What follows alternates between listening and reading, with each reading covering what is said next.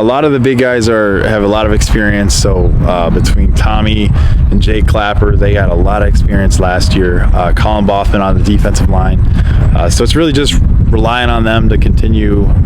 We talk a lot about the standard and raising the bar and raising expectations every year. So I'm excited. We're excited whenever you got big guys coming back. You got a foundation. And then the younger skill guys that are going to step in for guys like Jagger and Gio and Jack Jenkins.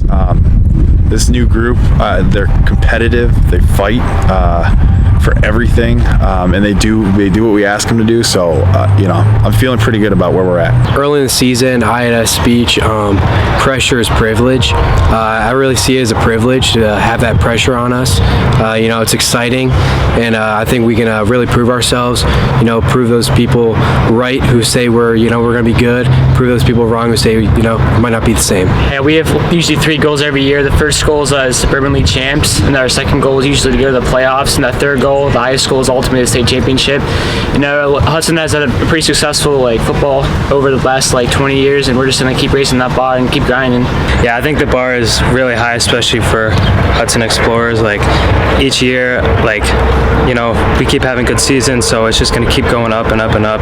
And it really starts in the weight room in the summer, getting everybody there, getting the young guys with us especially, because from those seniors, coaching those young guys up to when they're going to become juniors and seniors, they're going to keep raising that standard and raising that bar for the program. We know that we have good ball carriers behind us, obviously, and so they make our job easier, and so we try to make their job a little easier. And it's something you got exposed to as a freshman when you guys had Kevin and guys like that coaching you up. Is it something that almost feels like a tradition where guys are passing what they learn on to the next group? Yeah, for sure. You want to carry on the tradition and carry on the legacy. You want the next year's team to be just as good as this year's team. So just coaching up the young guys and building a team that starts from the top down, with our older guys being leaders and helping out. Obviously I'm excited to see him be going to D1. It's very exciting to be running behind a Power 5 lineman. I think that hype up any running back. You got a big Jared now. Yep. You got Clapper back as well. What's different about this group, or is it more of the same because you guys do have 3 guys back and some guys are coming in that could be big contributors?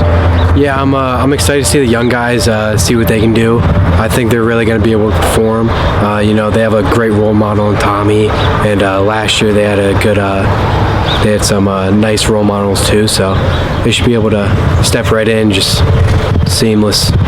Those guys, we love our offensive linemen. Our defensive linemen, they get some extra perks here and there. They get certain lockers. They get. We got to treat them right, because we tell the team all the time, their whole job is to block every single play, every Friday night. That's it. That's what they get to do. They don't get to play with the ball all the time. And so we have a saying, how you play without the ball shows how much you love your teammates. And you see it every day with those guys. And they've bought in, they've fallen in love with it. And, that's what we try to do here.